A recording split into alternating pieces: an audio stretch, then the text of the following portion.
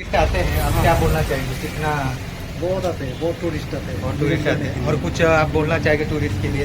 हाँ, जिसको शुद्ध भोजन चाहिए वो आए, अच्छा भोजन है, खा सकते हैं, घर का जैसा भोजन है। यहाँ पे तो घर का जैसा घर के जैसे भोजन मिलता है। आपने खाना खाया, आपको पता है।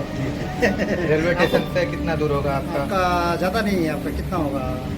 आधा किलोमीटर, हाफ किलोमीटर। आपका एड्रेस कुछ बता सकते हैं? ये आ गया गुवाहाटी पल्टन बाजार नेपाली मंदिर, आसाम टूरिज्म ऑफिस का अपोजिट साइड में। ये सामने में Assam tourism office. Thank you.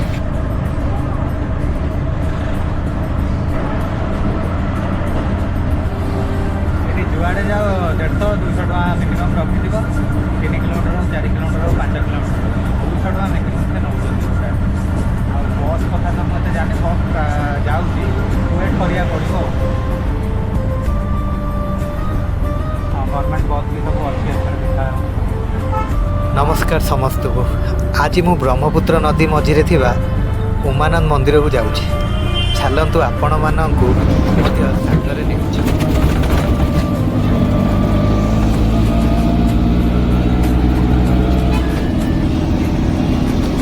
एबे आमे घाटरे पहुँची गलु। एठारे उमानंद मंदिर रे जीवा पई बोट रे टिकेट काटुछु।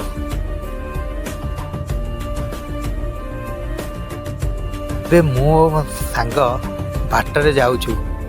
ब्रह्मपुत्र नदीर सुंदर दृश्य देखि बहुत भल लगुଛି।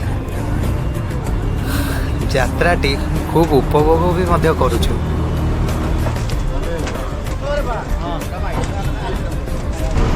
वर्तमान में जाऊछु ब्रह्मपुत्र नदी गोटे देखना उमानंद ठाकुर को दर्शन करिया जाऊछु।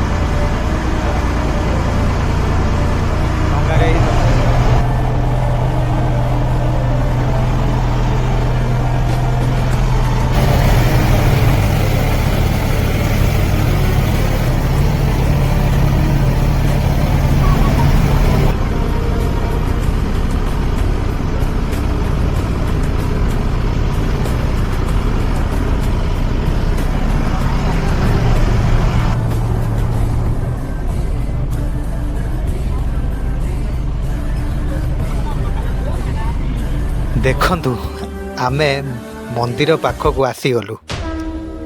एठारे बहुत भीड़ अच्छी। आपण माने देखि पारुछंती मंदिरटी ब्रह्मपुत्र नदी मझिरे थिबा पहाड़ ऊपर अवस्थित।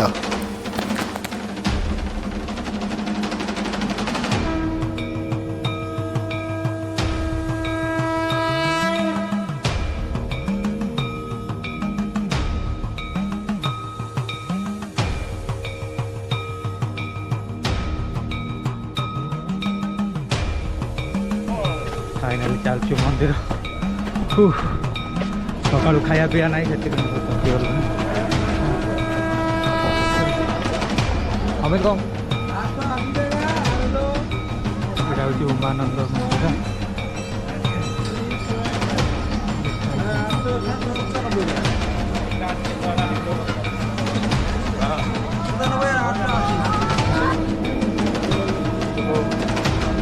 मंदिर भितर फोटो वीडियो नेबा को अनुमति नहीं।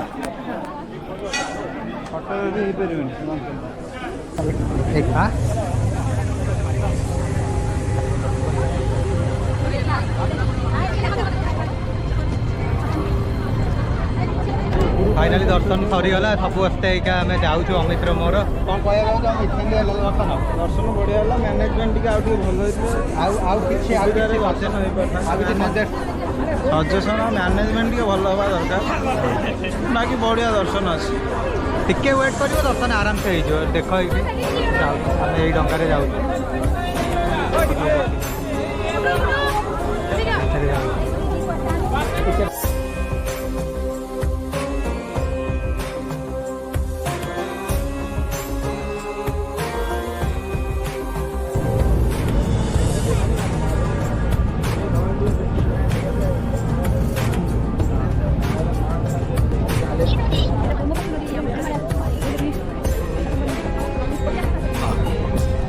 आ गोटे दरकारी कथा उमानंद मंदिर जेबे भी आपण माने आसुचंती दुई प्रकार बोट एठी सेवा मिले।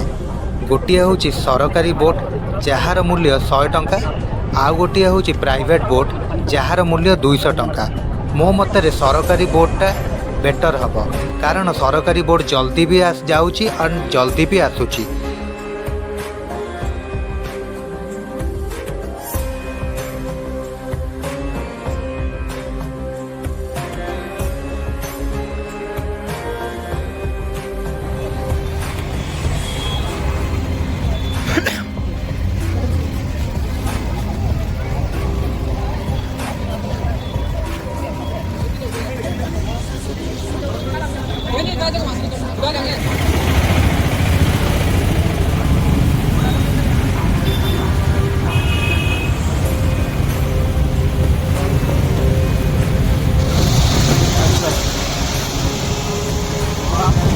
ଭୋଜନାଳୟ ଏଇଠି ଚପଲଟା କାଢ଼ିବ, ଚପଲ ଟିକେ ରଖିବ,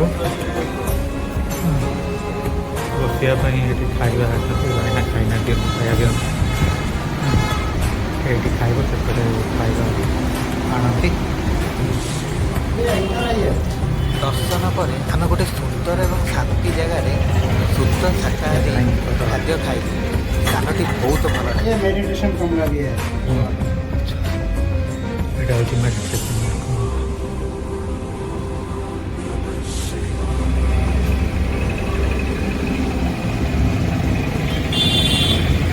एक चीज़ वहाँ पे जाने से मिलता है, मैं आत्मा हूँ।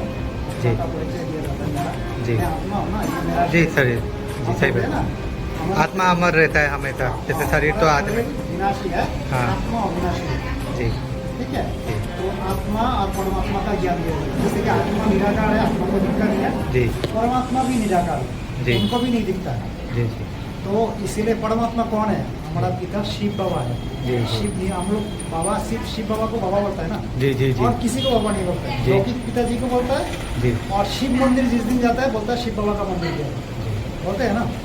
उड़ीसा में कहाँ हाँ। क्या बोलना चाहेंगे, कितना बहुत आते हैं, बहुत टूरिस्ट आते हैं और टूरिस्ट आते हैं, और कुछ आप बोलना चाहेंगे टूरिस्ट के लिए? हाँ, जिसको शुद्ध भोजन चाहिए वो आए, अच्छा भोजन है, खा सकते हैं, घर का जैसा भोजन है। यहाँ पे तो घर का जैसा घर के जैसे भोजन मिलता है। आपने खाना खाया, आपको पता है। जी जी। रेलवे स्टेशन से कितना दूर होगा आपका? आपका ज़्यादा नहीं है, आपका कितना होगा? आधा किलोमीटर, हाफ किलोमीटर। आपका एड्रेस कुछ बता सकते हैं? ये हो गया गुवाहाटी पल्टन बाजार नेपाली मंदिर आसाम टूरिज्म ऑफिस का अपोजिट साइड में। आसाम, ये सामने में आसाम टूरिज्म ऑफिस। थैंक ठीक यू। है।